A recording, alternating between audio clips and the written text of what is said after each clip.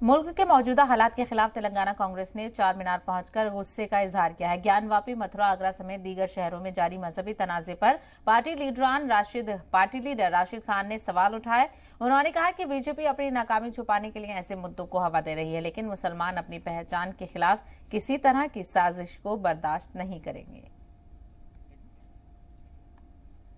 आज हमारा वजूद मसाजिदों से, मसाजिदों को मिटाना चाह रहे हैं। आप देखिए, ज्ञानवापी के मसले को लेकर, ताजमहल के मसले को लेकर, कुतुब मीनार के मसले को लेकर, मथुरा में शाही ईदगाह को लेकर, हर जगह पे ये हिंदुत्व के जो छोटे छोटे तंजीमा है वो निशानादार है। क्योंकि बीजेपी, आरएसएस, संघ परिवार चाह रहे वो कि जो हिंदुस्तान की आवाम है वो हिंदू और मुसलमान के झगड़ों में मुलविस हो जाना, कोई प्राइस इन्फ्लेशन के बारे में नहीं बात करना, जीडीपी के बारे में नहीं बात करना, इकोनॉमी के बारे में नहीं बात करना, यही मशगलों में मसरूफ रहना ताकि वो अपनी सियासत कर सके।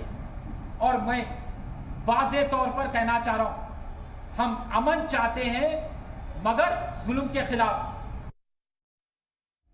असेंबली इंतखाब करीब देखते हुए तेलंगाना हुकूमत तरह तरह के अवामी स्कीमें चला रही है। इसी कड़ी में रियासत के गरीब लोगों को 2 पहिया गाड़ी देकर उन्हें रोजगार से जोड़ने की शुरुआत की गई है।